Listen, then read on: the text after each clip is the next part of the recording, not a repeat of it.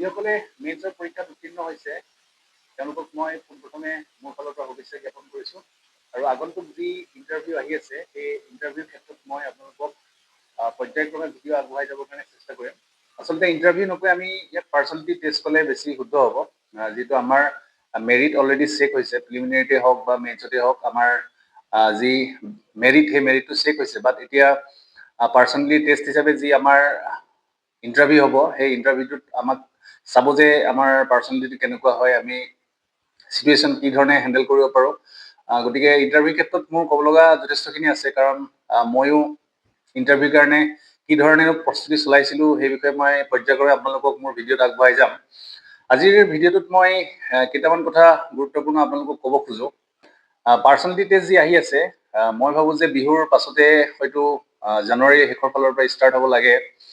আৰু এই পাৰ্চনেলিটি টেষ্টৰ ক্ষেত্ৰত আমি কৰিব লগা কি কিনো আছে সেইখিনি মই আপোনালোকক মই ক'ম।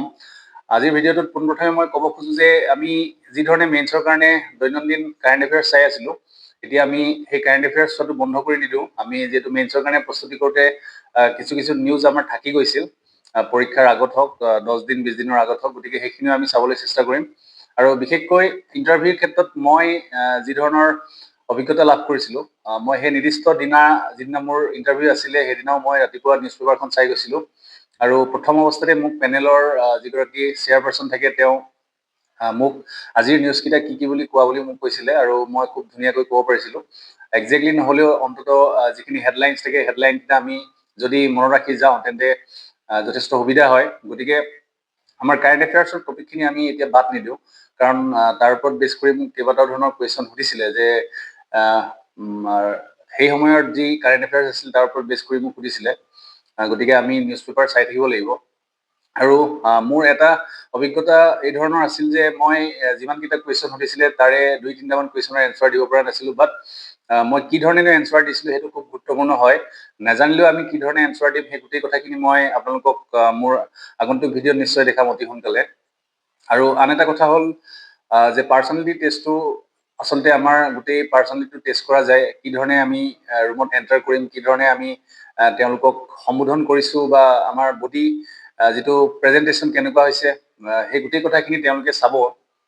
আৰু জেনেৰেলি আমি যেতিয়া বেলেগ কোচিঙত ইণ্টাৰভিউ গাইডেঞ্চ ল'ব যাওঁ সেই এনভাইৰমেণ্টটো আৰু একজেক্টলি যি পেনেল থাকে তাত এনভাইৰমেণ্টটো অলপ বেলেগ হয়। বেলেগ মানে এইকাৰণে কৈছোঁ, যদি আমি কোচিঙত যেতিয়া ইণ্টাৰভিউ দিবলৈ যাওঁ তেতিয়া এই টেবুলখন অৰ্থাৎ য'ত চেয়াৰপাৰ্চন থাকিব তাৰ পৰা ডিষ্টেঞ্চ এটা মেইনটেইন কৰি পেলাই আমি কথা আলোচনা কৰোঁ বা এনচাৰ দিওঁ।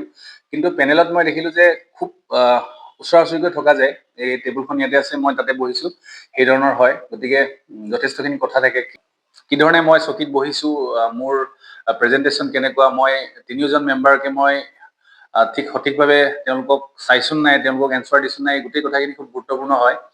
অতি সোনকালে মই আপোনালোকৰ কাৰণে সম্পূৰ্ণ ড্ৰেছ আপ কৰি কি ধৰণৰ ড্ৰেছ কৰিব লাগে, কি ধৰণে আমি জোতা কেনেকুৱা পিন্ধিম বা টাই লগাম নাই, কি ধৰণৰ কাপোৰ পিন্ধি গ'লে আমাৰ সুবিধা হ'ব, এই গোটেই কথাখিনি মই আলোচনা কৰিম খুব বিতংভাৱে।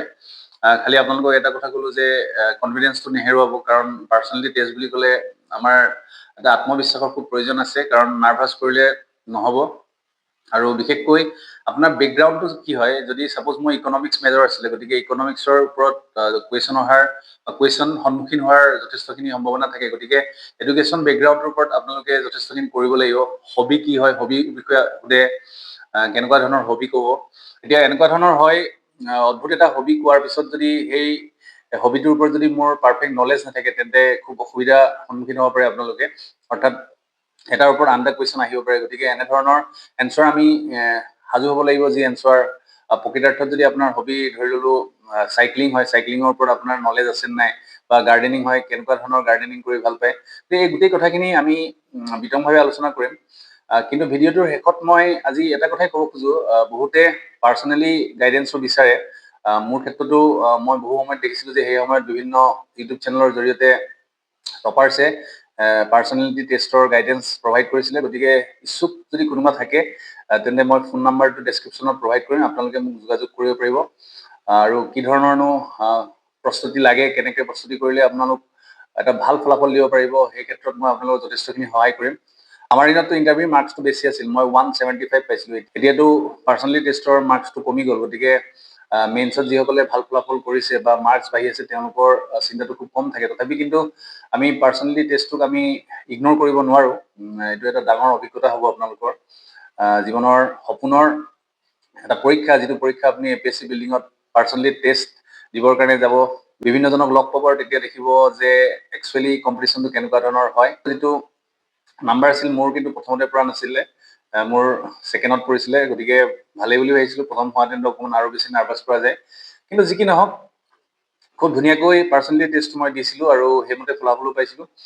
গতিকে আপোনালোকেও নিশ্চিন্ত থাকক, মই অতি সোনকালে আপোনালোকৰ কাৰণে প্ৰপাৰ ষ্ট্ৰেটেজি কেনেকুৱা হয়, কি ধৰণে কৰিব লাগিব সেই ওপৰত এটা ভিডিঅ' আগবঢ়াম। আকৌ এটা নতুন ভিডিঅ'তে লগ পাম। পঢ়ি থাকক, সময় নষ্ট নকৰিব। আৰু যিসকলে আগন্তুক প্ৰিলিমিনেৰীৰ কাৰণে প্ৰস্তুতি চলাই আছে তেওঁলোককো মই মোৰ ভিডিঅ' আগবঢ়াম। গতিকে মোৰ চেনেলৰ যোগেদি আপোনালোকে উপকৃত হৈছে যদি কমেণ্ট কৰিবলৈ নাপাহৰিব, আৰু যিসকলে পোনপ্ৰথমবাৰৰ বাবে চাইছে আশা কৰিছোঁ ছাবস্ক্ৰাইব কৰি দিব। আকৌ এটা নতুন ভিডিঅ'তে লগ পাম। নমস্কাৰ।